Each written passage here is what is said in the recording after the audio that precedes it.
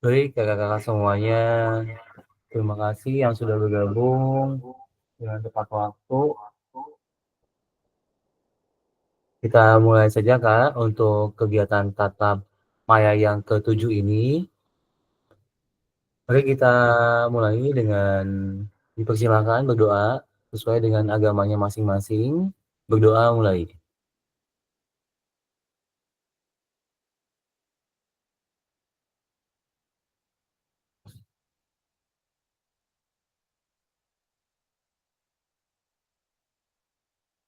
Berdoa selesai. Ya, kakak semuanya. Bismillahirrahmanirrahim. Assalamualaikum warahmatullahi wabarakatuh. Waalaikumsalam. Waalaikumsalam warahmatullahi wabarakatuh. Waalaikumsalam warahmatullahi wabarakatuh. Ya, kakak-kakak, terlebih dahulu kita sama-sama mengucapkan syukur alhamdulillah pada siang yang berbahagia ini kita bisa ketemu lagi dalam agenda tatap maya yang ke-7 ya, Kak. Dalam keadaan sehat dan tidak kurang suatu apapun. Tak lupa salawat dan salam kita sama-sama limpahkan kepada Nabi kita Nabi Muhammad SAW. Bagi yang beragama non-muslim, saya sampaikan salam sejahtera, salam kebajikan untuk kita semua. Baik kakak-kakak, untuk ice breaking-nya, di sini saya akan menampilkan satu permainan logika ya Kak.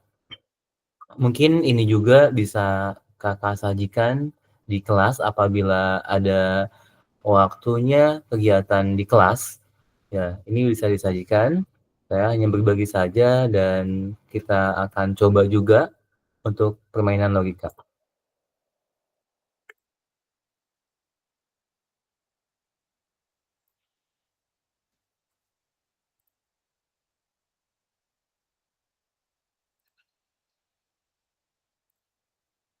Ya, baik ya Kak.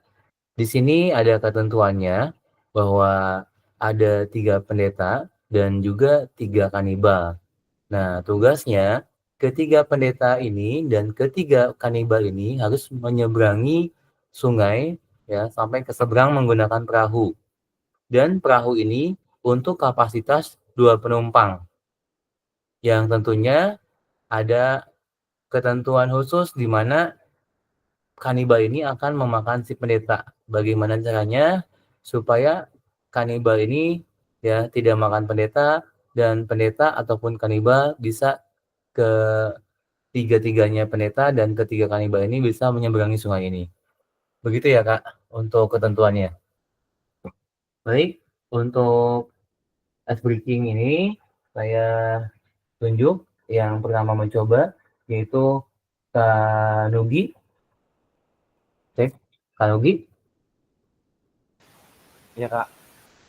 Silakan Kanugi untuk menunjuk yang mau naik perahu itu kanibal atau pendeta. Ini untuk kapasitas 2 penumpang Kanugi. Untuk kapasitas 2 penumpang ya. Ya.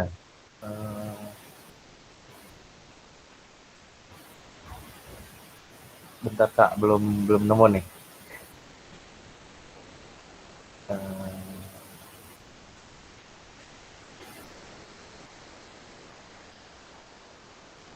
Mungkin dari 2 pendeta yang di depan dulu kali ya Kak.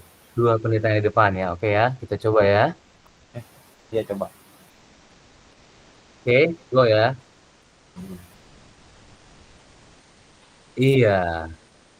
Kanugi, mohon maaf gagal ya karena pendetanya dimakan sama kanibal. Baik, Baik. untuk yang kedua, silakan Kak Samsudin untuk menunjuk mana yang mau naik perahu untuk menyeberangi sungai ini. Kak Samsudin, silakan.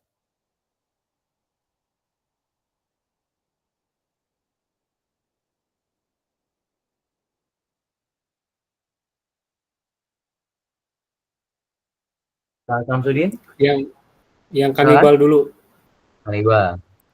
Yang Yang kedua, kanibal dulu. kanibal. Oke, Iya, kanibal semua. coba silakan. Ya, selanjutnya mana Kak yang mau dijemput?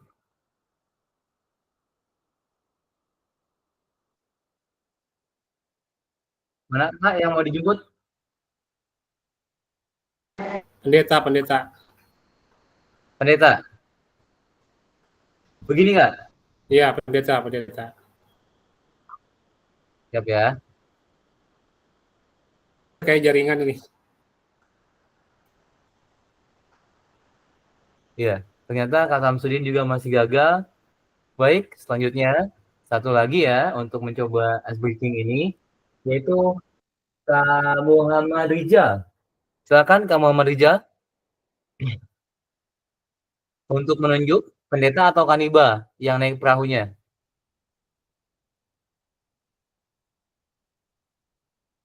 Halo, Kak Muhammad Rijal.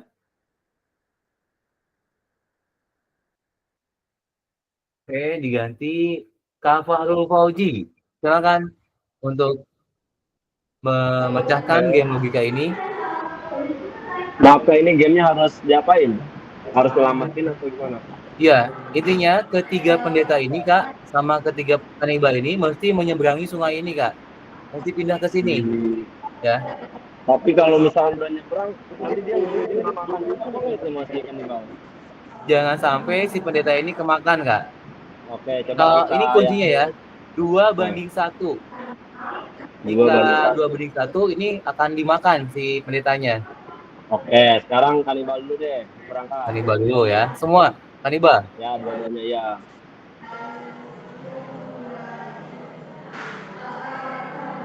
Baik, mana lagi Kak?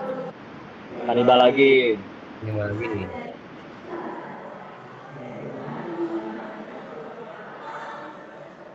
Ya? Gak bisa dua langsung pendeta. Sekarang bisa berangkat lagi, kanibal dulu. Gimana Kak? Bisa ya? Kanibalnya dulu yang berangkat, sendirian gak bisa. Nanti yang pakai perahunya siapa? Gak bisa maju. Ya. Oke, berarti kanibal naik satu lagi. Ya. Satu ini mau ujung-ujung dimakan juga nih. Ayo pendeta Kak. naik. Pendeta naik. Dua nggak bisa langsung ya? Mesti salah satunya turun Kak. Oh ya, oke. Kanibal turun bisa. Turun kanibal. Oke, pendeta naik berarti.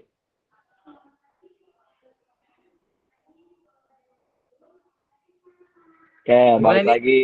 Balik lagi berarti Kak. Jemput. Ya, jemput. Alas ya dimakan, boy. Iya, oke.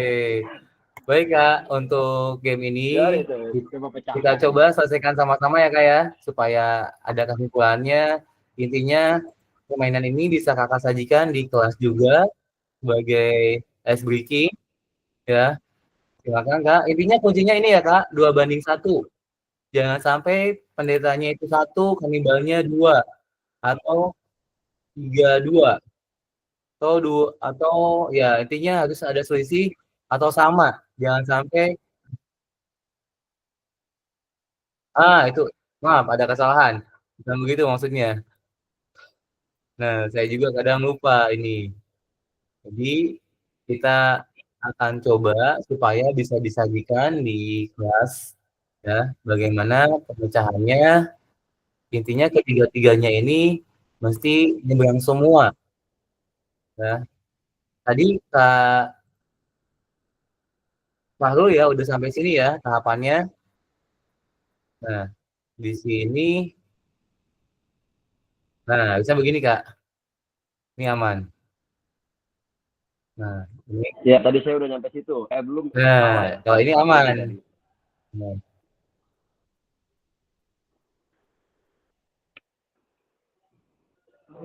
Oke. Nah, udah. Kalau udah kayak gini udah aman. Jadi ada satu teknik kunci di mana kedua-duanya ke sini semua.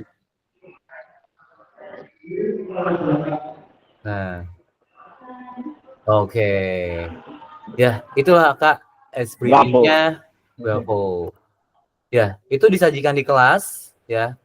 Saya udah coba Kak di kelas saya. Lumayan anak-anak antusias apalagi yang kelas-kelas kecil ya.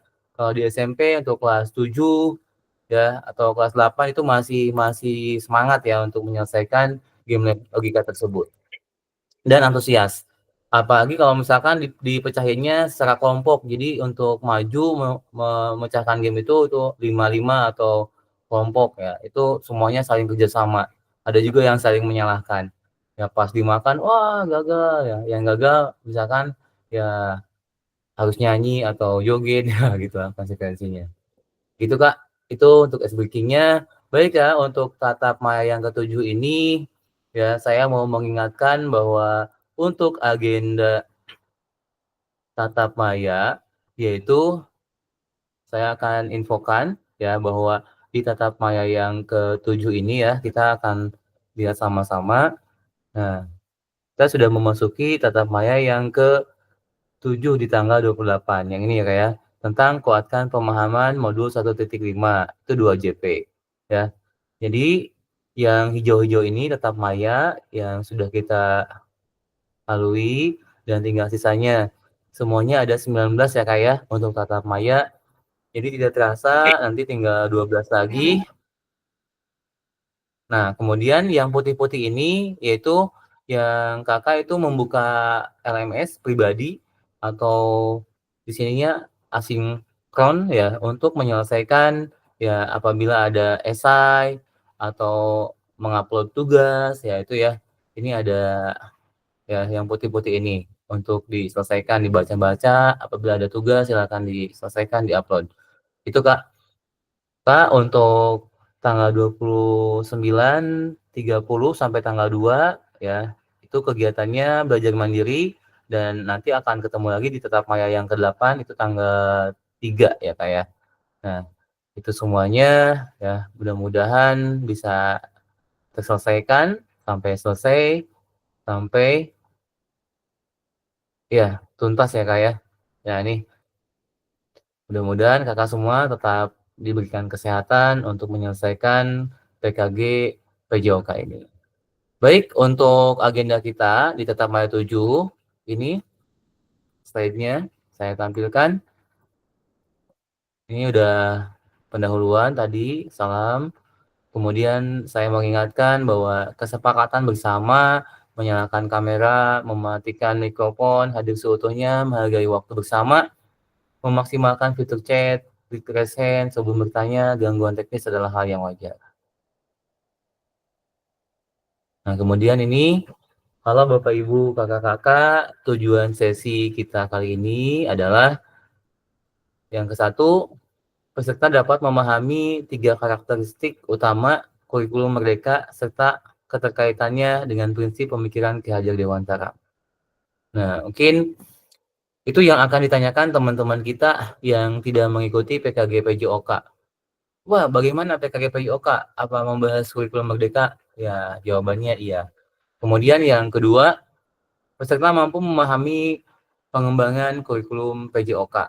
Kemudian yang ketiga, peserta mampu memahami penyusunan program PJOK yang berkualitas dengan backward design.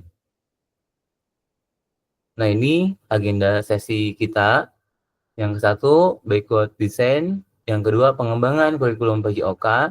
Yang ketiga, pemikiran KHD dan kurikulum Merdeka.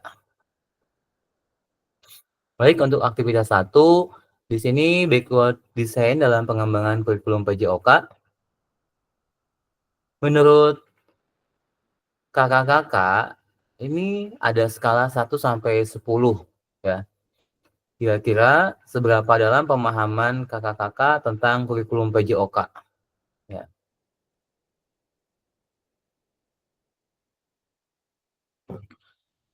Tadi yang tidak sempat untuk menyampaikan pendapatnya itu Kak Muhammad Rijal ya. Silakan Kak Muhammad Rijal untuk menyampaikan skala berapa 1 sampai 10 pemahaman Kak Muhammad Rijal tentang kurikulum PJOK.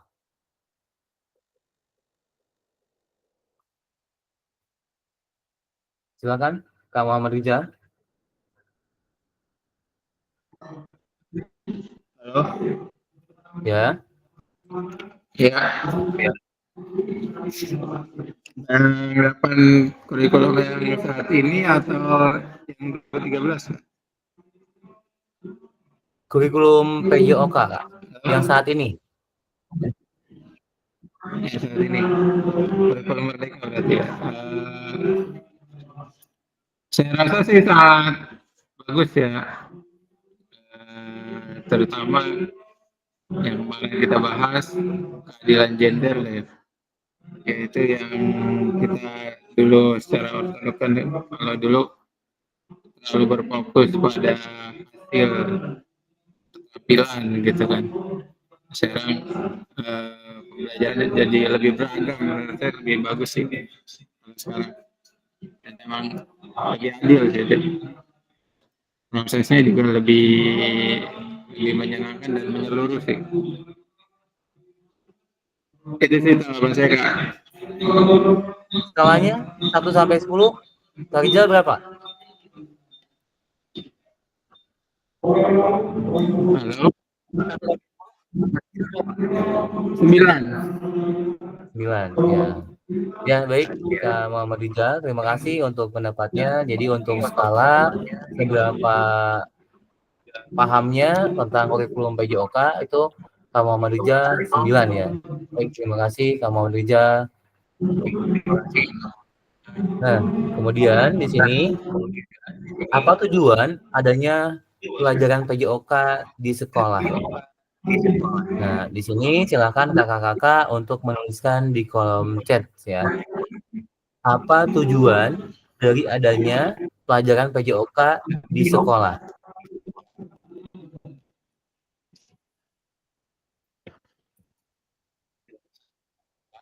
Silakan kakak-kakak, saya beri waktu 2 menit Kak untuk menuliskan jawabannya di kolom chat tentang apa tujuan dari adanya pelajaran PJOK di sekolah.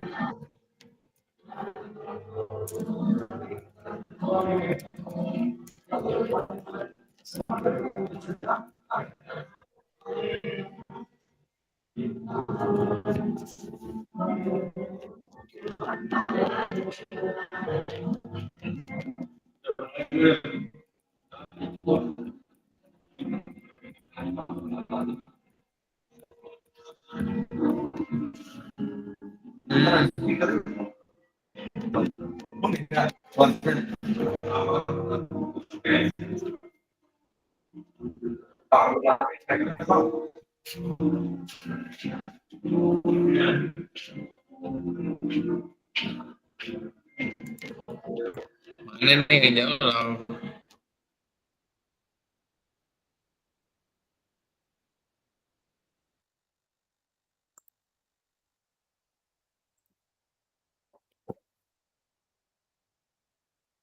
Baik, di sini Kak Samsudin sudah menyampaikan jawabannya.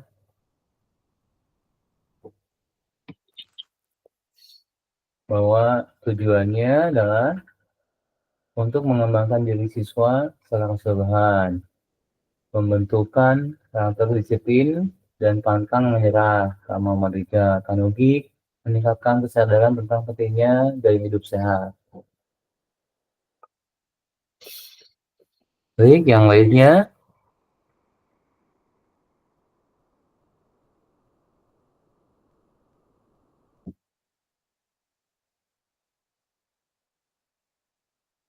Kak Talim ini belum masuk ya, Kak Talim.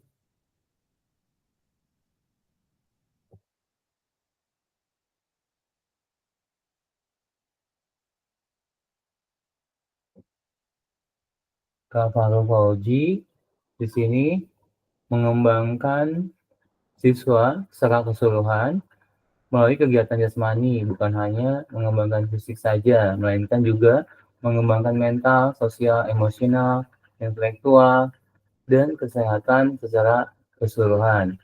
Kak Ahmad Herbiansah, tujuan pembelajaran PJOK di sekolah adalah memahami betapa pentingnya olahraga.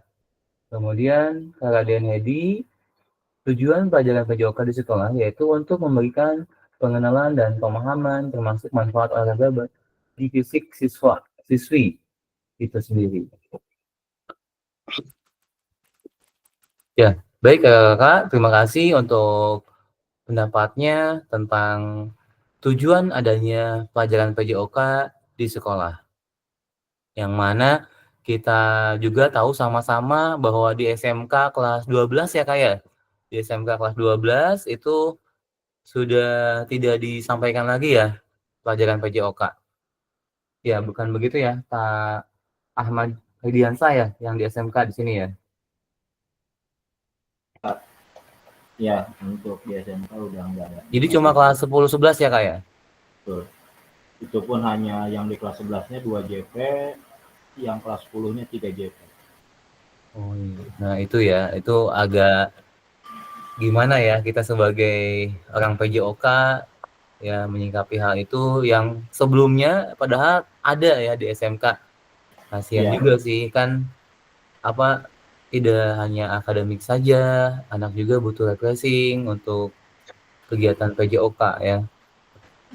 Tapi itu juga sudah saya konfirmasi, tanyakan di forum pendidikan, ya jawabannya memang itu ketentuan pusat seperti itu ya untuk SMK kelas 12.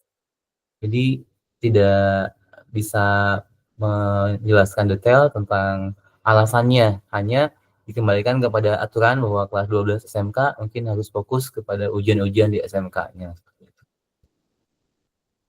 Nah, di sini slide selanjutnya yaitu ada menurut capaian pembelajaran PJOK Kurikulum Merdeka tahun 2024. Tadi kan ditanyakan Kak, yang mana nih untuk pemahaman PJOK-nya ya. Kak Muhammad Wijaya itu yang saat ini. Jadi pendidikan jasmani, kesehatan dan olahraga PJOK bertujuan sebagai pembelajaran bagi peserta didik dalam satu, mengembangkan, menerapkan, dan mengevaluasi keterampilan, konsep, strategi gerak yang akan menjadi disposisi untuk berpartisipasi dalam berbagai aktivitas jasmani dengan penuh kepercayaan diri, kompetensi, dan kreativitas. Yang kedua, membantu dan memberi dukungan mereka dalam memilih gaya hidup sehat dan aktif secara jasmani. Yang ketiga, membangun dan menerapkan keterampilan sosial dan emosional melalui konteks pembelajaran yang menekankan nilai-nilai fair play, kerja tim, dan inklusivitas. Dan yang keempat, menanamkan apresiasi dan mengembangkan sikap positif untuk aktif secara jasmani sepanjang hayat sebagai upaya peningkatan keseluruhan kualitas hidup. Jadi ini untuk capaian pembelajaran PJOK Kurikulum Merdeka tahun 2024. Ini ya Kak ya, yang ditebalkan, ini mengembangkan, menerapkan, mengevaluasi, gerak berpartisipasi, berbagai aktivitas jasmani. Dukungan, memilih gaya hidup sehat dan aktif secara jasmani, membangun dan menerapkan keterampilan sosial dan emosional, sikap positif untuk aktif secara jasmani. Ya, intinya apa yang disampaikan tadi oleh kakak-kakak semuanya di kolom chat itu sudah menjurus kepada untuk yang 4 ini ya Kak. Baik, di sini Kak, mari berdiskusi sesuai pertanyaan pada slide berikutnya. Ya, nanti bisa menuliskan di kolom chat atau juga raise hand. Ini terlepas dari kurikulum apapun, apakah selama ini kakak-kakak sudah memahami dengan baik tujuan mata pelajaran dan menjadikannya sebagai acuan?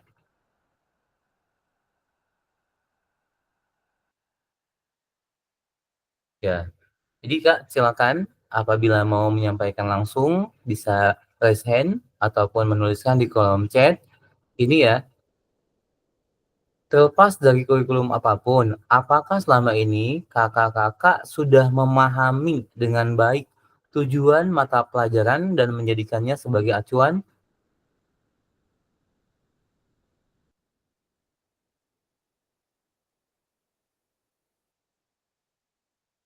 Ya, silakan Kak. Saya beri waktu 2 menit untuk menuliskan atau siap-siap untuk menyampaikan jawabannya secara langsung.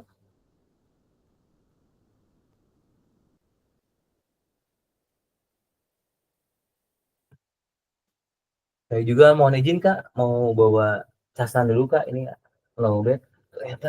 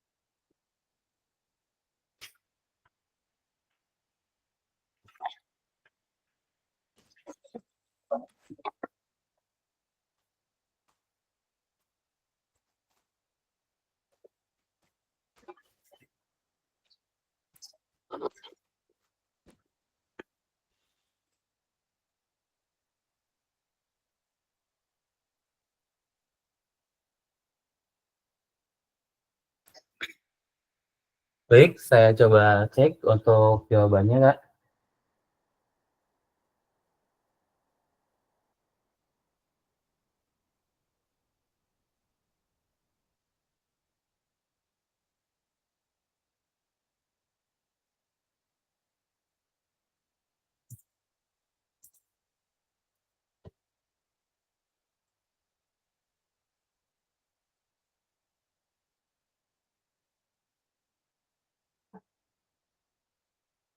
Mohon izin untuk menyampaikan jawabannya, silakan Kak Raden Hadi.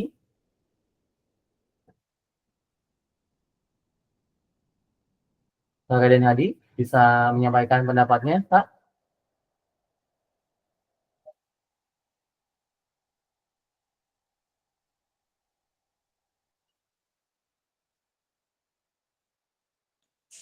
Ya Pak, mohon maaf sinyalnya ini.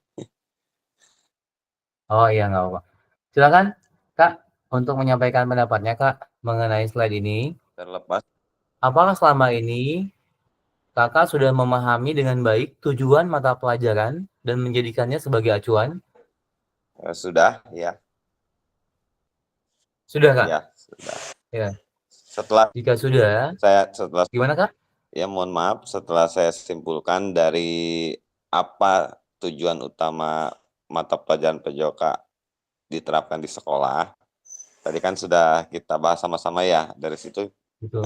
saya simpulkan bahwasanya mata pelajaran PJOK diadakannya di setiap sekolah, bukan hanya di kurikulum Merdeka saja gitu kan. Dari kurikulum sebelumnya juga sudah diadakannya mata pelajaran PJOK. Di sisi lain, banyak manfaat bagi siswa ataupun peserta didik dari mata pelajaran tersebut, terutama dari segi peningkatan daya tahan tubuh, pengenalan daya tahan tubuh dan manfaat daripada kesehatan diri sendiri. Itu menurut saya, Pak. Iya. Baik, Kak Raden Hadi ya. Kak Hadi, untuk tujuan tersebut yang sudah Kakak pahami, di sini ada pertanyaan lanjutannya. Dalam konteks kurikulum Merdeka, ya, apakah tujuan-tujuan yang tadi Kakak sebutkan bisa tercapai? Di sekolah yang saya ajar ya? Iya, Insya Allah sudah, Pak. sudah ya, Kak ya? Selama Ya, ini, sampai ini. selama ini sampai saat ini ya, Kak ya? Ya, baik Kak, terima kasih ya Kak untuk pendapatnya. Ya, baik untuk pendapat Kak Raden Hadi tadi ya sudah memahami dengan baik tujuan mata pelajaran PJOK, bahkan untuk pelajaran PJOK di kurikulum sebelumnya pun sudah tentu ada, dan untuk saat ini ya tujuan yang sudah Kak Hadi pahami sudah dijadikannya sebagai acuan untuk Betul. dicapai ya, khususnya di sekolah Kak Hadi sendiri ya Kak ya. Jadi tujuan-tujuannya dan dapat dipastikan untuk saat ini sudah tercapai ya. Nah, kemudian di sini memahami tujuan umum penting sebagai acuan untuk memahami muara akhir pembelajaran. Untuk mencapai tujuan umum, pemerintah sudah menurunkannya ke dalam CP dan mempersilahkan guru atau satuan pendidikan untuk menurunkannya lagi ke dalam TP. Ya. Jadi ini ke tujuan umum, kemudian ke CP, kemudian ke TP. Nah, kemudian bagaimana memastikan agar pengajaran yang kita lakukan benar-benar menyasar tujuan pembelajaran?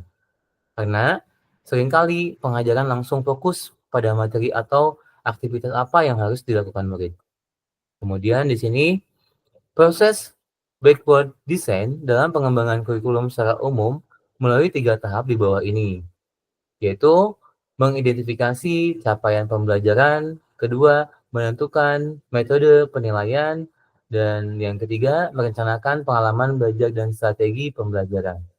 Jadi untuk PJOK, ya, kakak-kakak semuanya, kita lebih difokuskan dalam membuat, katakanlah itu modul ajar untuk PJOK, itu memperhatikan bahwa prosesnya itu backward design dengan ketiga tahapan ini. Nah, di sini pesan kuncinya bahwa backward design merupakan proses sistematis yang memastikan kesesuaian kurikulum dengan capaian pembelajaran yang diinginkan. Backward design juga pada akhirnya membantu guru menyelaraskan antara tujuan, langkah pembelajaran, dan penilaiannya. Baik, kakak-kakak semuanya, mengenai backward design nih khususnya.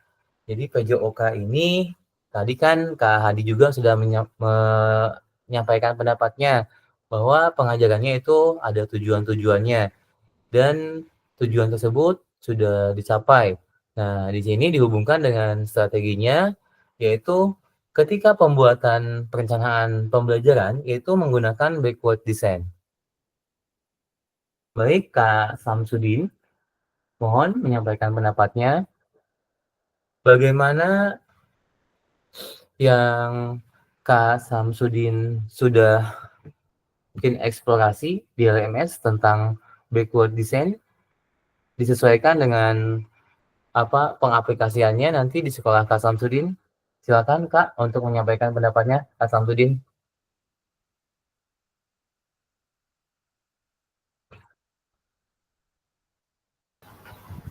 Ya, backward design. Saya cari di Ya. LMS belum ketemu nih Kak. Belum ketemu? Design. Belum ketemu nih. Oh ya udah Kak, tidak apa-apa. Jadi begini ya kakak-kakak semuanya, yang kita akan mungkin saya juga di sini kita intinya diskusi sama-sama untuk hal-hal yang mungkin dianggapnya hanya sebatas pengulangan untuk menguatkan lagi ingatan kita, atau ada hal-hal yang baru yang memang sebelumnya kita belum melakukannya atau melakukan tapi dengan istilah yang belum kita ketahui. Jadi Kak, di sini untuk backward design ya semoga ini bisa menjadi hal yang memang efektif untuk kita lakukan di kondisi sekolah kita masing-masing. Dan memang ini yang anjurkannya dalam penerapan PJOK di kurikulum Merdeka. Jadi backward design ini Kak, kita dengan simpelnya Kak, mungkin kita harus menentukan tujuannya dulu Kak. Kan di sini ya, tujuannya dulu. Ya. Backward ini dibalikan Kak ya. Untuk mencapai katakanlah ada kepalanya dan juga ada ujungnya. Nah, tapi kita akan balikan itu semua. Jadi ketika kita akan melakukan suatu pembelajaran, itu kita harus mempunyai tujuan yang hendak dicapai, ya. Yang ke satu. Nah, kemudian mungkin bisa disebutnya itu melakukan langkah mundur ya, langkah mundur dalam pencapaiannya. Ya. Jadi di sini tujuannya dulu, kita mau mencapai apa tujuannya, kemudian langkah pembelajarannya seperti apa, dan juga penilaiannya. Nah, Atau mungkin yang sudah saya melakukan langsung, yang sudah saya alami, contohnya ketika saya melakukan suatu proses pembelajaran, katakanlah itu materinya lay absurd ya Kak ya. Nah, bahwa untuk membentuk anak bisa melakukan lay absurd dalam bola basket, kan lay absurd itu memasukkan bola dengan langkah 2 langkah. Nah, tujuannya itu anak bisa melakukan ya, memasukkan bola dengan lay absurd 2 langkah.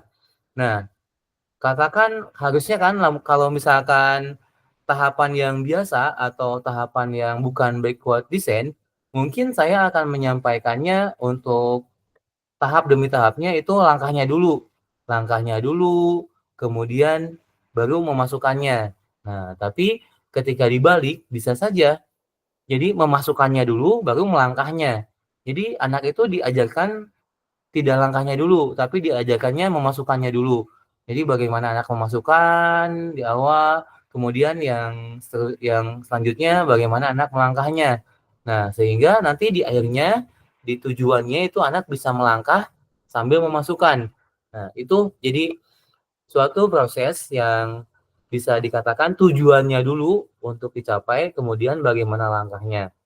Nah, kalau di sini secara umum, jadi kakak-kakak semuanya ketika akan melakukan suatu pembelajaran itu yang pertama di backward ini menentukan tujuannya, kemudian langkah-langkahnya, dan juga asesmennya ya. Asesmennya untuk sesuaikan dengan apa yang akan dituju. Jadi itu Kak, backward. Backward ini mungkin lebih ke dibalikan ya, dibalikan. Sehingga kita tujuannya dulu nih, tujuannya dulu di depan, kemudian ditarik ke belakang bagaimana langkah-langkah untuk mencapai tujuan itu. Mungkin seperti itu ya Kak, simpelnya. Nah, kemudian aktivitas kedua, di sini disampaikan bagaimana penyusunan program PJOK. Kurikulum berbasis standar, manakah yang benar definisi di bawah ini? Nah, ini ada yang X ya Kak ya, X, kemudian ada yang centang. Kurikulum merupakan seperangkat aktivitas untuk menguasai keterampilan. Ini salah ya.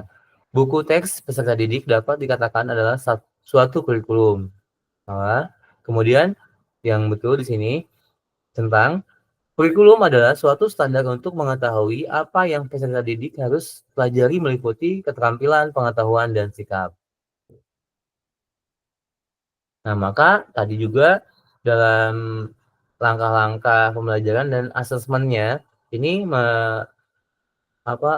dalam 3 aspek ya, meliputi ketiga aspek ya, asesmen dalam keterampilan, pengetahuan, dan sikap.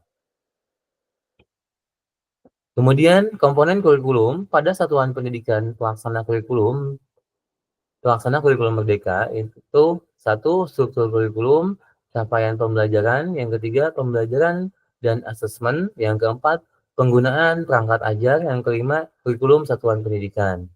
Nah, di sini komponen kurikulum satuan pendidikan dikembangkan dan digunakan di satuan pendidikan terdiri dari karakteristik satuan pendidikan, visi misi dan tujuan satuan pendidikan, pengorganisasian pembelajaran dan perencanaan pembelajaran.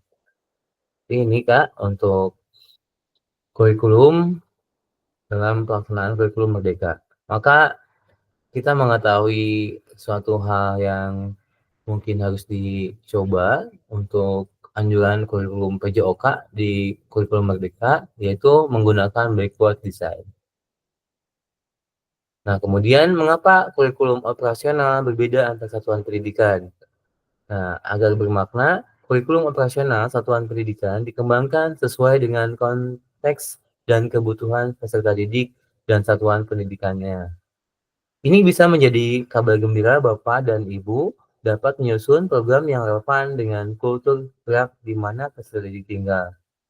Nah, jadi untuk yang kita boleh siapkan itu ya dengan kurikulum merdeka ini bisa disesuaikan dengan kultur gerak atau tempat tinggal siswa kita. Nah, Di sini mari berbagi cerita pada saat Bapak Ibu menyusun kurikulum PJOK. Bagaimana Bapak dan Ibu, kakak-kakak selama ini merancang program PJOK sebagai bagian dari pengembangan kurikulum mata pelajaran PJOK?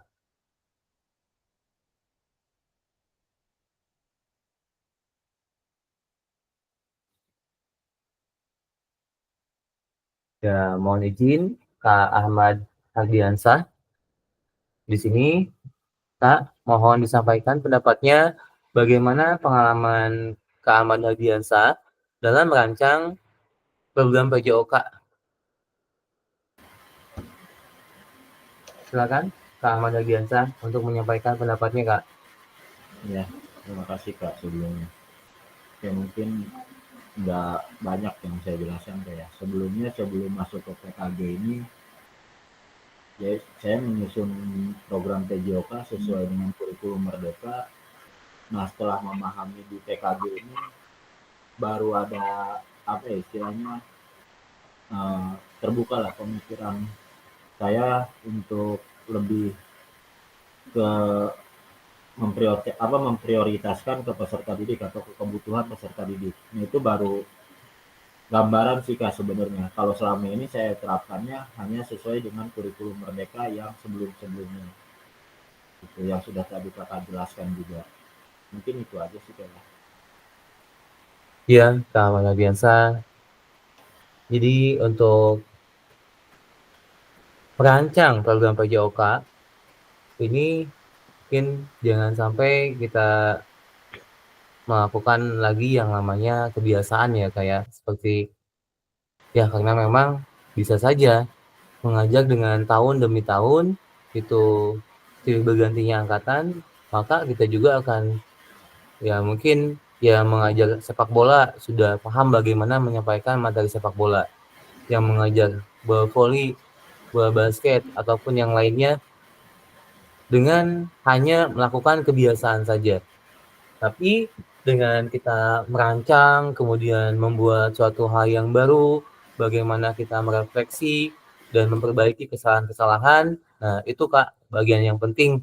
Sehingga memang untuk merancang, mempersiapkan pembelajaran yang lebih baik lagi itu sangat penting. Disesuaikan dengan kurikulum yang saat ini sedang kita laksanakan itu esensial, ya bisa dipilih, disesuaikan dengan kondisi sekolah kita masing-masing. Nah, kemudian di sini apa saja yang selama ini kakak-kakak anggap menjadi suatu yang bernilai untuk dipelajari murid di kelas PJOK? Ya, mohon izin Kak, saya tunjuk untuk Kak Nugi lagi ya. Kak Nugi, silakan untuk menyampaikan pendapatnya, Kak Nugi. Mereka. Ya. Nah, mungkin selama ini yang saya anggap menjadi sesuatu yang bernilai untuk mempelajari murid di kelas PJOK, yang pertama alhamdulillah bagaimana kita memberikan pemahaman terkait dengan pelajaran-pelajaran mata apa cabang olahraga ya kayak terkait dengan sepak bola, mungkin teknik dasar segala macam. Nah, dengan itu mungkin terkait dengan sikap sportivitas yang selalu saya sampaikan kepada anak-anak dalam setiap pembelajaran kuliah. Dan itu pun menjadi nilai yang mungkin akan selalu dibawa lah, harapannya selalu dipegang oleh anak-anak di dalam kehidupan sehari-harinya. Itu Pak. Ya, Kak Nugi ya. Jadi memang yang Kak Nugi sampaikan menyampaikan mungkin pengalaman untuk anak mempelajari berbagai cabang olahraga, kemudian yaitu menanamkan sikap ya, sportivitas di lapangan sehingga berimbas kepada kebiasaan anak di luar lapangan juga ya Kak ya. Baik, masih untuk apa sih yang menjadi hal yang bernilai untuk dipelajari murid di kelas PJOK? Silakan Kak Fahrul Fauzi untuk menyampaikan pendapatnya. Oke, baik Kak. Kalau menurut saya yang dianggap bernilai untuk dipelajari murid di kelas itu teknik dasar ya. Karena saya selalu memberikan ke anak-anak itu ketika pelajaran entah basket atau bola ataupun pelajaran lainnya, pastikan kita sebagai guru PJOK itu memberikan teknik dasarnya dulu sebelum ke teknik-teknik yang berikutnya. Menurut saya itu bernilai ya, karena yang tadinya anak tidak tahu menendang kaki dengan kaki bagian dalam itu seperti apa, akhirnya ketika kita beritahu, jadi tahu, oh nih ini kaki bagian dalam tuh yang sebelah sini, jadi si bola tuh harus kenanya sebelah sini, kaki bagian luar tuh sebelah sini. Nanti kamu kalau nendang disuruh pakai kaki bagian luar berarti harus kenanya bagian sini.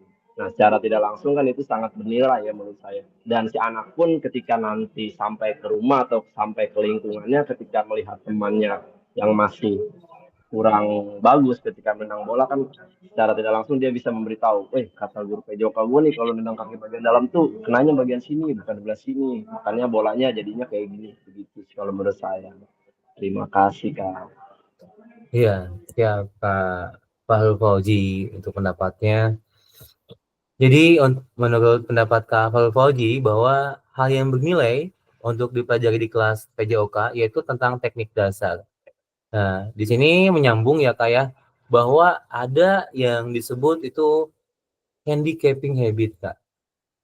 Handicapping habit itu suatu kebiasaan yang buruk yang dilakukan oleh anak dalam suatu aktivitas gerak ya, dalam itu PJOK ataupun kecabangan, itu yang sudah tidak bisa dirubah lagi. Mungkin ketika usia SD, anak itu melakukan teknik yang salah. Kemudian SMP tidak dibenarkan, masih melakukan teknik yang salah. Sehingga anak itu sudah SMA atau dewasa, nah itu sudah menjadi watak atau kebiasaan, maka ketika dia melakukan teknik tersebut itu tidak bisa dirubah lagi, karena sudah menjadi habit. Nah, habitnya ini habit yang salah. Nah, maka jika habit yang salah, itu kan mungkin sudah dia lakukan berulang-ulang. Kalau dia main bola sejak usia SD, maka selama dia SD itu menggunakan teknik yang salah. Kemudian selama dia SMP tidak ada yang menyelamatkannya, memberitahu yang tadi ya Kak sebutkan, sama, dia akan mengulangi teknik yang salah.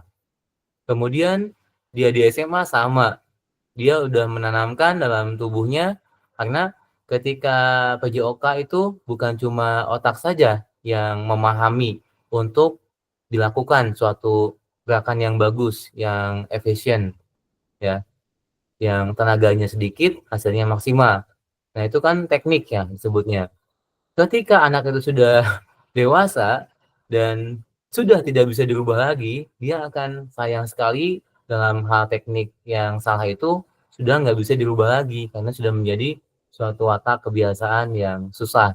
Badannya itu sudah menjadi otomatis untuk melakukan teknik tersebut yang sudah diulang-ulang, mungkin sangat banyak pengulangannya. Maka itulah yang disebut handicapping habit yang tidak diselamatkan oleh yang paham. Maka yang tadi Kak Fahrul Fauzi sampaikan, hal teknik dasar disampaikan di kelas itu merupakan fundamental untuk anak supaya melakukan olahraga atau cabang permainan yang tekniknya betul, sehingga tidak apa-apa dia itu awalnya pelan dulu, kemudian ya tambah bisa, kemudian tambah menguasai, sehingga ketika sudah menjadi otomatis, badannya itu sudah bisa melakukan tanpa harus berpikir lagi, itu kan sudah otomatis. Maka melakukannya sudah dengan indah karena tekniknya sudah sempurna. Nah, seperti itu untuk sambungannya yang tadi disampaikan oleh Kak Fahrul Fauzi. Nah, kemudian untuk diskusi kita yang selanjutnya, bagaimana kakak-kakak akan mengintegrasikan itu semua ke dalam proses pengembangan kurikulum mata pelajaran PJOK yang sekarang berlaku.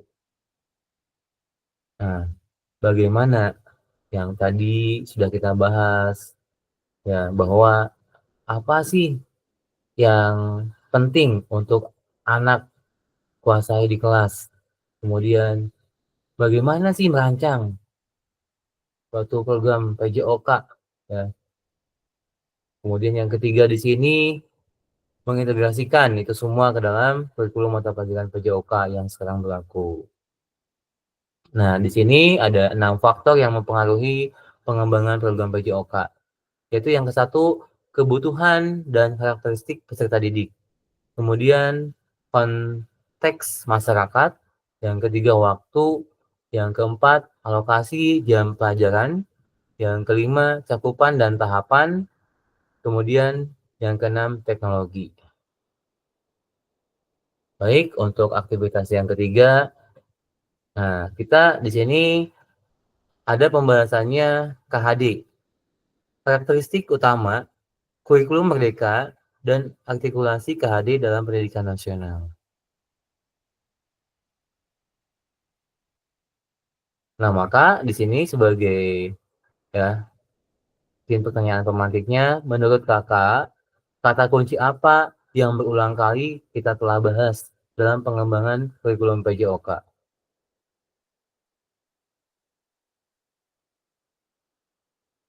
Pengembangan kurikulum PJOK, ya, kata kunci apa? Ya. Dan sedikit saya sampaikan tentang filosofi KHD. Di sini ada asas pendidikan Ki Hajar Dewantara, ya, membedakan bagaimana pendidikan dan pengajaran dalam memahami arti dan tujuan pendidikan. Di sini menurut KHD, pengajaran yaitu bagian dari pendidikan, ya. Maka pengajaran merupakan proses pendidikan dalam memberi ilmu atau berfaedah untuk kecakapan hidup anak secara lahir dan batin. Sedangkan pendidikan itu untuk tuntunan terhadap segala kekuatan, kodrat yang dimiliki anak agar ia mampu mencapai keselamatan, kebahagiaan yang setinggi-tingginya seorang manusia sebagai anggota masyarakat. Jadi yang paling umumnya yaitu pendidikan. Maka bagian dari pendidikan ada pengajaran. Kalau pendidikan itu mencakup semuanya, kalau pengajaran mencakup mungkin wawasan atau pemahaman intelektual, ya. Maka pendidikan ini lebih menata kepada bagaimana anak itu supaya menjadi baik. Pengajaran bagaimana anak ini supaya menjadi ya pintar, mungkin seperti itu. Dalam PJOK, pintar itu ada 2. Ada pintar menurut pemahaman dan ada juga terampil untuk melakukan suatu ya gerakan, ya, keterampilan. Nah, di sini untuk pemahaman menurut KHD bahwa ada dasar-dasar pendidikan yang menuntun. Nah, bahwa pendidikan yang menuntun segala kodrat yang ada pada anak-anak agar mereka dapat mencapai keselamatan dan kebahagiaan yang setinggi-tingginya. Menuntun kodrat anak. Nah, di sini anak-anak itu seperti biji tumbuhan yang disemai dan ditanam oleh Pak Tani atau Pak Tukang Kebun di lahan yang telah disediakan. Anak-anak itu bagaikan bulir-bulir jagung yang ditanam. Bila biji jagung ditempatkan di tanah yang subur dengan mendapatkan sinar matahari dan pengairan yang baik, di sini meskipun biji jagung adalah bibit jagung yang kurang baik, kurang berkualitas, dapat tumbuh dengan baik karena perhatian dan perawatan dari petani.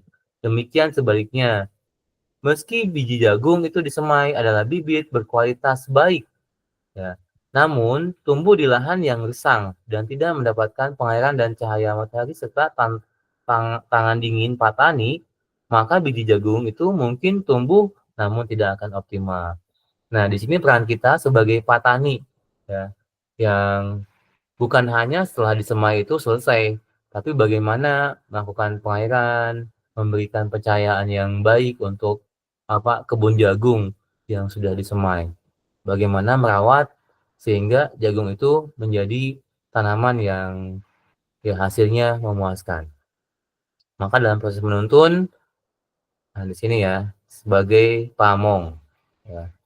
Dan di sini ada kodrat alam dan kodrat zaman. Nah, maka KHD ini menyampaikan bahwa kita sebagai pamong ya dalam melakukan pendidikan dan pengajaran terhadap anak ini mendidik anak sesuai dengan kodrat alam dan juga kodrat zaman. Nah, maka di sini KHD menjelaskan dasar pendidikan anak berhubungan dengan kodrat alam dan kodrat zaman. Kodrat alam berkaitan dengan sifat dan bentuk lingkungan di mana anak berada. Sedangkan kodrat zaman berkaitan dengan isi dan irama. Nah, itu ya Kak ya, mengenai ya dasar filosofi pendidikan KHD. Maka disambungkan dengan ini, apa yang telah kita bahas merupakan karakteristik kurikulum merdeka. Nah, maka kita bisa menyimpulkan Kak, mungkin bukan saya, tapi kita sama-sama yang di awal kita membahas tentang bagaimana sih kurikulum PJOK ini ya diintegrasikan dengan kurikulum merdeka.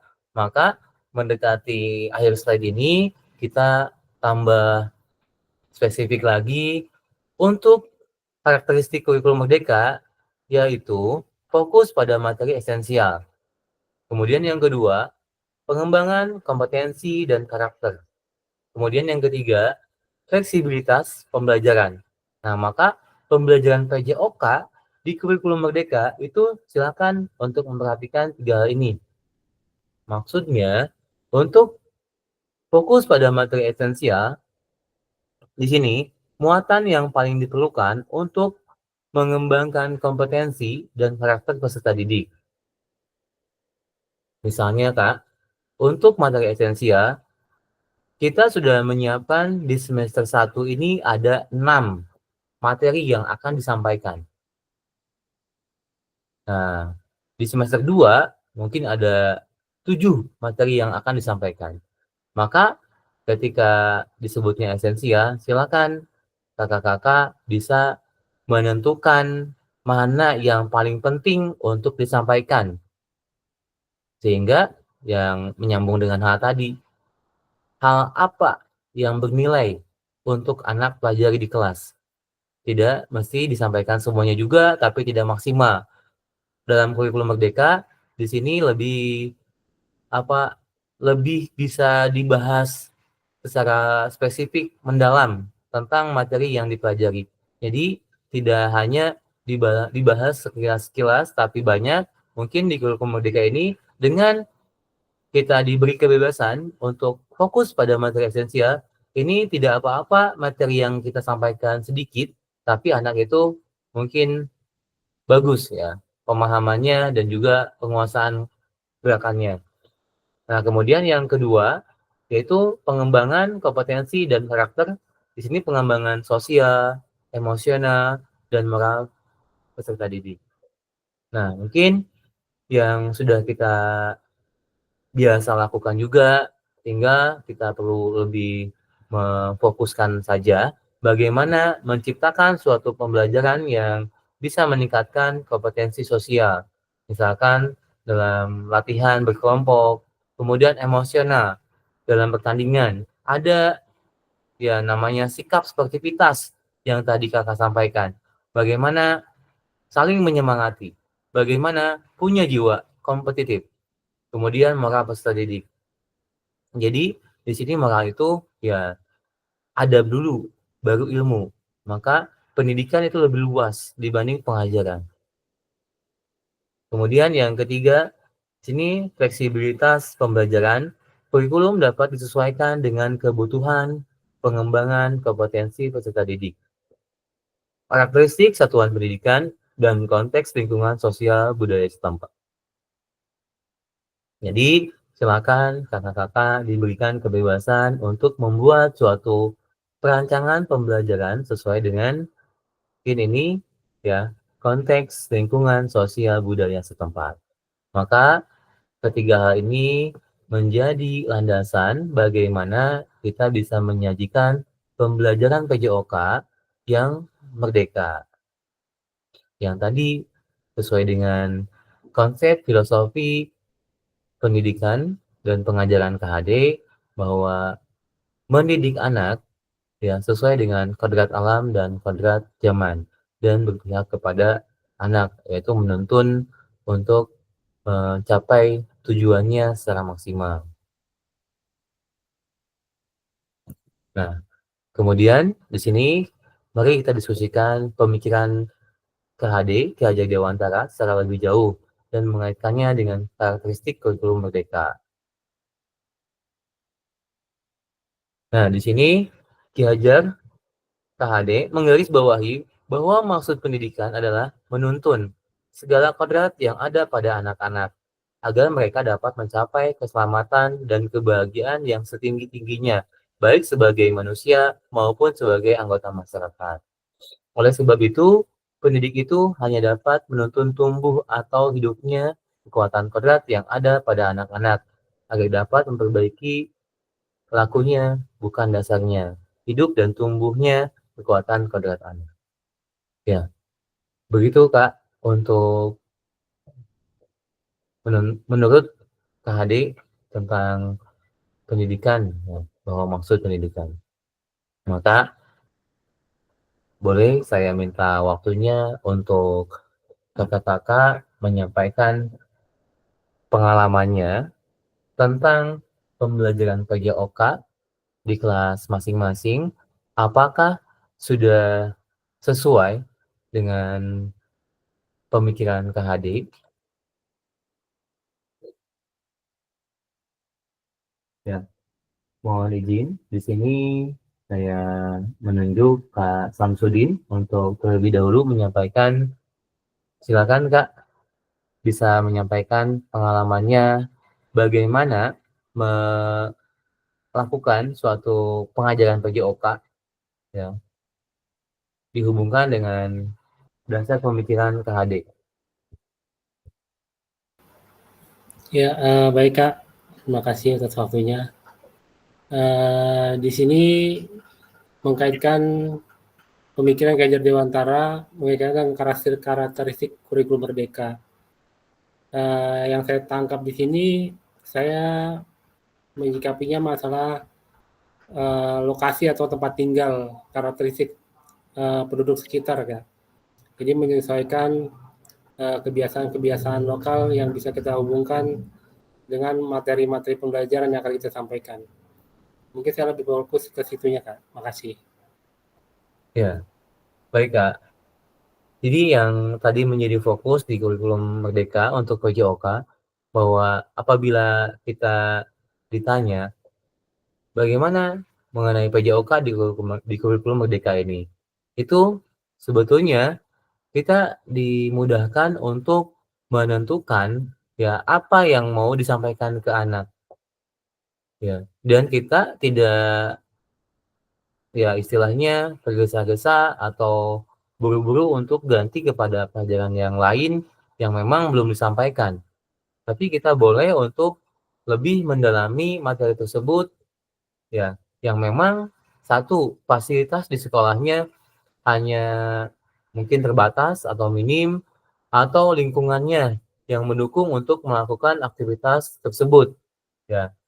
Nanti tinggal bagaimana penyesuaiannya supaya dengan materi yang mungkin tidak hanya 2 kali pertemuan kemudian ganti kepada materi yang lain, itu kita bisa menyajikannya supaya tidak bosan anak itu untuk melakukan materi tersebut.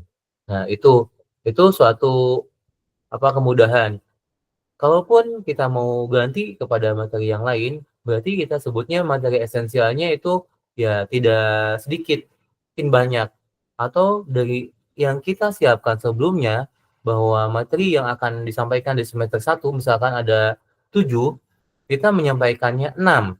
Nah, maka yang ke-6 itu bisa disebut juga sebagai materi esensial, karena memang yang ke-6 itu yang penting disampaikan dan tidak semuanya. Nah, kecuali kalau semuanya ketika kita menyiapkannya 8, itu disampaikannya 8. Nah, mungkin itu yang tidak sesuai dengan kita memilih materi esensial. Itu semuanya dianggapnya penting semua. Maka yang tadi ya Pak Samsudin sampaikan, disesuaikan dengan lingkungan, kondisi lingkungan bagaimana untuk memilih suatu pengajaran itu. Apabila Kak Samsudin sudah mencoba melakukan itu, ya itu berarti sudah dianggapnya Kak sudah sesuai Kak. Yang tadi Kak Raden Hadi sampaikan bahwa tujuan dan juga pelaksanaan itu sudah sesuai. Berarti sudah bagus ya Kak ya. Terima kasih Kak Samsudin sudah menyampaikan pendapatnya. Berarti kalau boleh tahu Kak Samsudin, lingkungan sekolah Kak Samsudin itu bagaimana Kak? Untuk apa pembelajarannya, karakteristiknya, atau budayanya, baiknya itu condong ke materi apa misalkan Kak? Silakan Kak untuk Lebih melanjutkan. ke condong karena perkampungan ya, banyak situ, banyak lapangan-lapangan sepak bola. Jadi Ya, anak itu lebih fokus ke permainan sepak bola. sepak bola ya. Yang hampir rata-rata itu ya lebih senang ke cabang itu gitu. Jadi mungkin karena daerahnya seperti itu, jadi kita mengikuti gitu Iya, keinginan anak-anak juga. Terima kasih. iya Kak. Baik Kak. Iya, baik selanjutnya di sini saya ingin berbagi pengalaman ya, karena saya yakin bahwa untuk materi kurikulum PJOK di situasi saat ini, kurikulum Merdeka, saya yakin kakak-kakak sudah paham dan saya percaya bahwa kakak-kakak semuanya di sini bukanlah gelas yang kosong, tapi justru gelas yang sudah ada isinya. Maka ya sangat lancang jika saya ya apa merasakan apa saya hanya mengingatkan saja, bukan saya memberitahu tentang kurikulum Merdeka yang sudah kakak-kakak laksanakan. Tapi di sini kita akan berbagi pengalaman saja, Kak. Maka mengenai kurikulum Merdeka, ya tentang bagaimana PJOK ini disajikan di kurikulum Merdeka yang tadi disesuaikan dengan ya pemikiran Ki Hajar Dewantara. Kalau pengalamannya Kak Samsudin itu lingkungannya masih lingkungan perkampungan ya Kak ya. Maka anak-anaknya lebih senang untuk bermain sepak bola dengan fasilitas yang ada. Nah, saya ingin ya yang lainnya untuk menyampaikan pengalamannya. Mungkin di sini ada Kak Raden Hadi. Silakan Kak Raden Hadi untuk menyampaikan pengalamannya bagaimana kondisi di lingkungan Kakak ya sehingga bisa disesuaikan dengan pengajaran yang Kakak sajikan. Silakan Kak Raden Hadi.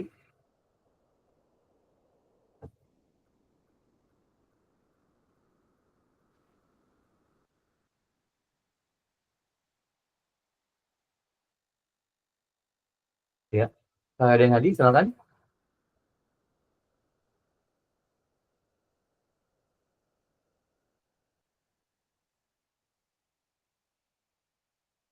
Ya, tidak nyambung. Kak Muhammad Rijal, mohon izin untuk menyampaikan pengalamannya. Kak Muhammad Rijal. Siap, Kak. Ya Kak, mohon izin Kak, kami ingin tahu ya Kak ya, kondisi sekolah Kakak itu seperti apa, kemudian budayanya bagaimana, sehingga Kakak bisa menyesuaikan pengajarannya seperti apa Kak? Ya, kalau dilihat dari lingkungan sekolah saya sih, olahraga yang berkembang adalah sepak bola dan futsal. Yang keduanya voli dan basket ya. Nah, untuk jadi secara umum mereka lebih menguasai materi itu dibanding materi yang lain. Jadi saya mencoba sama kayak Pak Samsudin juga mencoba untuk mengikuti keinginan mereka dulu, tapi saya juga kadang-kadang memasukkan materi-materi yang baru seperti olahraga yang jarang gitu diketahui oleh mereka gitu seperti rugby, handball gitu supaya dapat ilmu yang baru gitu biar nggak bosen ya.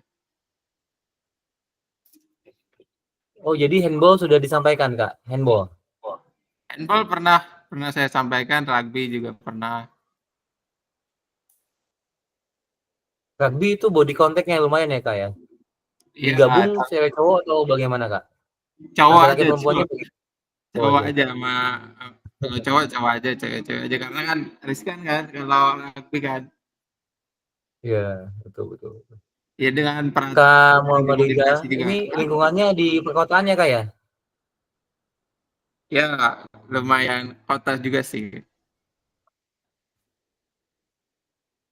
Ya, baik Ya, Kak jadi saya Muhammad Riza. mencoba Jadi biar nggak bosan, biar nggak bola terus atau voli terus, saya coba kasih olahraga yang baru gitu biar mereka ada gambaran nih olahraga yang baru, terus misalkan kalau mereka tidak punya peluang jadi atlet bola bisa larinya ke atlet handball atau atlet rugby gitu. iya, baik Kak. Jadi sekalian ini ya, Kak ya. Sekalian menggali potensi ya, Kak ya. Iya, Menggali potensi ya, ya itu maksudnya. anak tersebut. Ya. Baik Kak Muhammad Riza, terima kasih sudah menyampaikan pengalamannya. Luar biasa ya, Kak ya. Mungkin masih ada banyak ya, Kak ya, untuk olahraga-olahraga yang masih minim dilakukan. Silakan Kak Muhammad Riza untuk melakukan inovasinya, menyajikan pengajaran yang bervariasi ya, Kak ya, untuk anak. Selanjutnya, Kak Fahrul Fauzi. Silakan Kak untuk berbagi pengalamannya, bagaimana lingkungan sekolah Kak Fahrul Fauzi.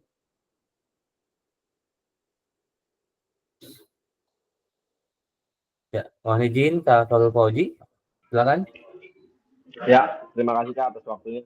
Kebetulan saya satu lingkungan ya Kak sama Kak Rijal. Karena Ya, saya tempatnya mengajarnya sama di tempat yang sama. Jadi kurang lebih hampir sama kayak Kak Rijal. Mungkin kalau namanya sekolahan ya kayak lingkungannya kan nggak luas-luas banget. Kadang kita suka ganti-gantian nih, karena kan alatnya juga terbatas. Paling kita di MGMP Mikro itu suka gantian, lu materinya apa? Nanti saya yang ini materinya, berarti kamu yang ini dulu gitu. Karena kan perbatasan alat juga kan, namanya sekolah kan kita nggak punya banyak banget gitu. Adapun ada juga tapi kan nggak layak pakai kan nggak bisa dipakai gitu. Jadi kurang lebih sama. Ketika saya kasih materi bola voli misalkan, ya berarti handball bisa dipegang sama Karijal untuk mengajarkan kelas yang lainnya dulu. Tapi ntar ketika Karijal lagi materi voli, ya saya nanti gantian kasih ke anak handball untuk mengenalkan. Betul kayak tadi Karijal saya setuju ya untuk sekalian menggali potensi anak juga ya. Siapa tahu kan anak potensinya ada di bidang itu karena setiap anak itu kan berbeda-beda ya. Makanya saya ketika mengajar juga tidak pernah memaksa kamu harus bisa, yang penting kamu mau mencoba. Karena setiap anak tuh punya keahliannya masing-masing. Bisa jadi bukan ahlinya di PJOK gitu kan, bisa ahlinya di matematika atau di bahasa Inggris, kita tidak bisa menyalahkan. Karena itu tadi menyambung ke kata Ki Hajar Dewantara itu apa kodrat alam dan kodrat zaman itu kan. Tadi kan katanya kalau kodrat alam itu berarti kan bawaan dari si anak tersebut kan. Begitu menurut saya Kak. Terima kasih. ya baik Kak Fahrul Fauzi, satu lingkungan dengan Kak Muhammad Riza dan Kak Diki ya. Itu ya 3 ya, Kak ya. Guru PJOK-nya 3 atau 4, Kak? Ada lagi, Kak? Kalau Kak Diki itu satu lingkungan sama Ahmad ini Herdiansa. Oh, Kak Ahmad Yadiansa. Ya, ya. Kalau saya kan SMA 19 sama Kak Rijal, sama ada Pak Ikram. Pak Ikram kebetulan dia belum bisa ikut PKG. Terus ada senior saya dan guru saya juga itu namanya Pak Hadianto. Dia sudah sibuk. Oh, Kalau mau iya. ikut-ikutan kayak gini gitu. Karena kebetulan dia juga bendahara BOS di sekolah. Iya, iya. Jadi Sibuk jadi ya. alhamdulillah di saya tuh bendahara bosnya guru PJOK. Jadi alat-alat PJOK didahulukan. Waduh, ya. Mantap Terima ya, Kak. kasih. Ya, diperhatikan Alhamdulillah. banget ya. Lengkap ya, Ya, Kak ya? diperhatikan sekali. Alhamdulillah diperhatikan sekali. Ya, alhamdulillah, alhamdulillah. Ya. Semangat ya, Kak ya. Ngajak PJOK-nya di sekolah tersebut ya. Semangat, semangat. Harus semangat. Karena Harus kita nyari ya. uang dari situ. Iya. SMA 19 ya, Kak. Ya, betul. Baik, mohon izin di sisa waktu yang ada, saya minta satu lagi Kak untuk berbagi pengalamannya ini ya. Kak Nugi ya, Kak Nugi, silakan Kak Nugi untuk menyampaikan pengalamannya. Kak Nugi, Baik Kak, kalau di lingkungan sekolah saya ya kebetulan nggak terlalu jauh berbeda ya dengan Kak Fahrul dan Kak Rizal juga, lebih mayoritas kepada permainan sepak bola. Cuma mungkin yang masih jadi kendala buat saya, Kak, mungkin ini lebih ke meminta solusi aja kali ya ke rekan-rekan juga. Maksudnya jika memang fokusnya ke kebutuhan siswa, karena kan saya lihat kalau di sekolah saya tuh untuk antusias terkait dengan pembelajaran badminton atau bulu tangkis itu kan lumayan, kebutuhannya lumayan harus dipenuhi ya kayak dari kitanya. Cuma mungkin kendalanya dari kitanya untuk menyajikan pembelajaran tersebut ya terkendala dengan terkait fasilitas dan juga sarana prasarana. Nah mungkin solusi dari kakak-kakak bagaimana jika memang prioritasnya ke kebutuhan peserta didik, tetapi memang dari pihak sekolahnya sekiranya tidak sanggup untuk memfasilitasi, itu bagaimana ya Kak ya? Seperti itu mungkin ya. Baik, Kak Nugi ini mengajar di tingkat SMA atau SMP Kak Nugi? SMP Kak. SMP ya Kak Nugi. Ya, silakan kakak-kakak yang lainnya ada yang mau menyampaikan pendapat atau solusi untuk Kak Nugi. Jadi kebutuhan anaknya ini, anaknya minat di badminton ya Kak Nugi ya? Betul Kak. Hanya sarana dan prasarananya ini sangat minim untuk badminton dilakukan. Ya, Ya, silakan karena juga mungkin kakak-kakak. dari lingkungan ya Kak ya. Tidak memungkinkan untuk kita aplikasikan. Apakah kita harus memaksakan saja atau bagaimana? Ya, silakan Kak Samsudin untuk menyampaikan pendapatnya terlebih dahulu. Kak Samsudin. Ya, mungkin saya coba menyampaikan pendapat. Mungkin itu bisa diarahkan untuk ke ekskulnya, Kak.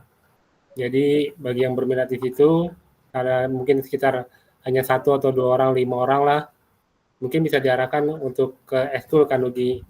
Jadi jangan mungkin di sekolah kalau tidak ada sarana prasarananya diatur sebagai ekskul nanti. Mungkin gitu Kak, makasih.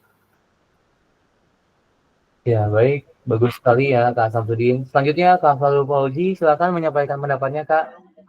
Oke, kalau menurut saya, Kanugi ya, kalau saya berada di posisi Kanugi, saya akan minta kesepakatan kepada kepala sekolah, apakah diizinkan atau tidaknya, setidaknya kita sebagai guru PJOK itu menawarkannya untuk kita coba sewa gor. Kalau misalkan emang minat si anak tuh banyak banget gitu ya. Dari situ kita nanti fasilitasi kalau misalkan emang boleh terus kepala sekolah sepakat kita nggak apa-apa tuh misalkan minta iuran ke anak untuk beli kok dan sewa gor jadi dari anak untuk anak. Nah kita sebagai guru PJOK itu hanya memfasilitasi aja gitu. Kalau menurut saya sih seperti itu. Jadi Kanugi harus menghadap dulu tuh sama kepala sekolah gitu ngomong apa adanya gitu bahwasannya di sini itu peminatnya banyak ke bulu tangkis sedangkan kita nggak punya tempatnya nih Bu misalkan atau Pak boleh nggak kita misalkan sewa gor satu anak misalkan patungan 5.000 nanti waktunya ya dipakai bisa buat di akhir pembelajaran atau mungkin pas pada saat pembelajaran atau enggak bisa di satu hari itu emang buat materi badminton tapi semua satu angkatan atau 2 angkatan sama kayak situasinya berarti kurang lebih sama seperti kayak mau renang menurut saya sih kayak gitu. Terima kasih. Ya, baik Kak Falul Fauzi. Kak Falul Fauzi juga bagus ya untuk solusinya. Jadi kita bukan berarti memberatkan anak ya, tapi ada tahapan-tahapannya, bagaimana izin kepada pimpinan, kemudian nanti pimpinan yang akan mempertimbangkan, dan juga untuk hal yang dilakukan secara sama-sama, katakanlah sewa gor atau membeli kok, jika sama-sama itu akan lebih ringan ya Kak ya. Mungkin gor itu ya untuk anak satu kelas lapangannya yang minimal ada 2 lapangan, itu sudah memungkinkan untuk aktif dilakukan kegiatan ya Kak ya. Jadi kedua-duanya sudah bagus banget ya Kak ya untuk solusinya. silakan Kak Nugi bisa mempertimbangkan untuk memilih solusi yang mana yang akan dilaksanakan. Karena di pertemuan ini, ya kita bukan hanya ya Kakak yang saya kasih materi-materi saja, enggak. Tapi di sini kita lebih ke berbagi pengalaman dan mengkaji sama-sama ya. Apabila saya menyajikan materi, bukan berarti saya yang paling paham tentang materi tersebut. Tapi kita ini mengkaji sama-sama saja. Kemudian yang paling penting Kak, kita ini dari tempat yang beda-beda, dari jenjang yang beda-beda ya, dan usia yang beda-beda. Tentunya pengalamannya juga bakal beda-beda. Maka di pertemuan kita yang di tatap maya ini itulah suatu kesempatan yang Kak Nugi tadi sampaikan, meminta solusi jika kakak-kakak punya solusi, sehingga ketika kita punya permasalahan yang mungkin solusinya itu kadang sudah ada, tapi siapa tahu ketika di-open-kan ada teman-teman kita yang mungkin sudah mengalami ya Kak Nugi ya, sehingga pengalaman teman-teman itu bisa menjadi solusi yang efektif karena bukan lagi fiktif, bukan lagi cuma omongan, tapi sudah merupakan pengalaman. Maka jika tadi yang disampaikan Kak Nugi itu mungkin pengalaman salah satu dari kita, atau yang disampaikan oleh Kak Samsudin itu salah satu pengalaman dari kita, dan yang saya ketahui ya Kak ya, yang disampaikan Kak Samsudin ataupun Kak Nugi itu sudah ada yang melakukan dua-duanya Kak.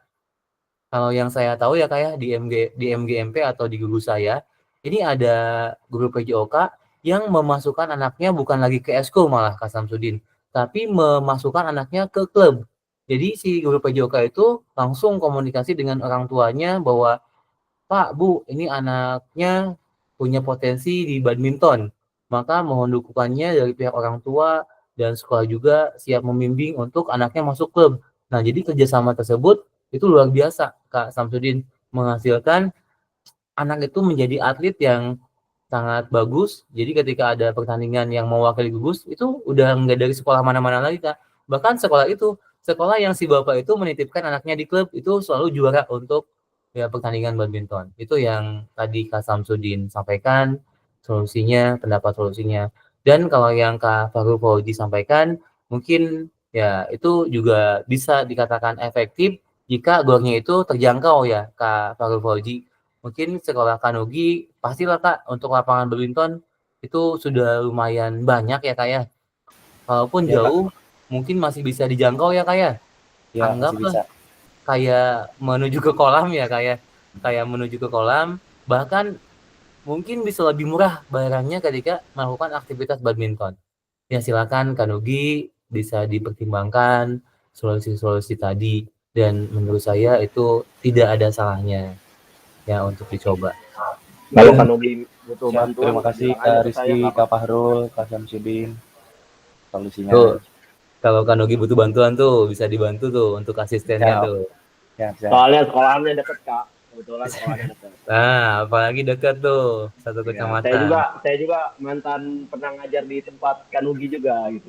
Wah, iya ya. Jadi Dan saya menguasai. tahu kepala sekolahnya kayak gimana. Jadi belum ganti ya Kak ya? Kepala sekolahnya masih itu ya? Pasti itu kan yayasan. Oh, iya. Siap. Baik Kak, mendekati waktu kita di 2JP mau selesai, ya selesaikan juga slide-nya ya.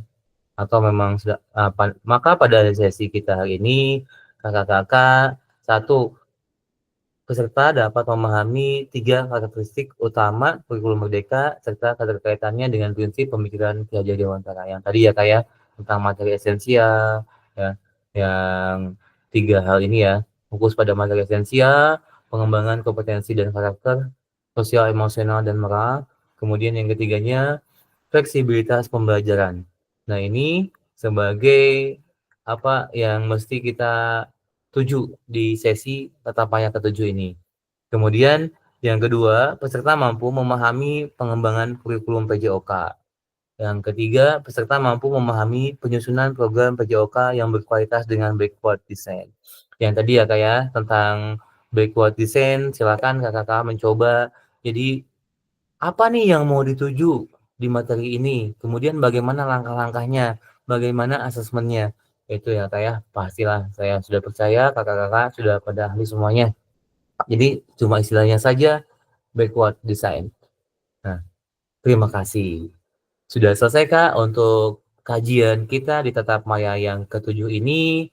Semoga kita semua dimudahkan untuk mengamalkannya segala ilmu yang baik ya, dan jika kita mempunyai tujuan yang baik, maka mudah-mudahan Allah Subhanahu wa taala itu memudahkan jalannya untuk mencapai tujuan tersebut.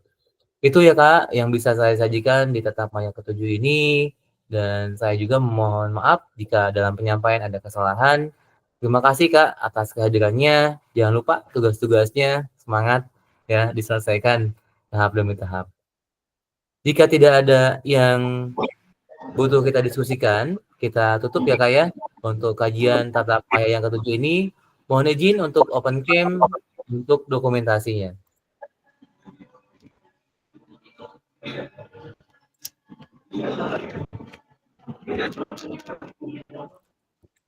Baik ya Kak ya. Mohon izin Kak. 1, 2, 3. Ya, Kak, saya cari dulu.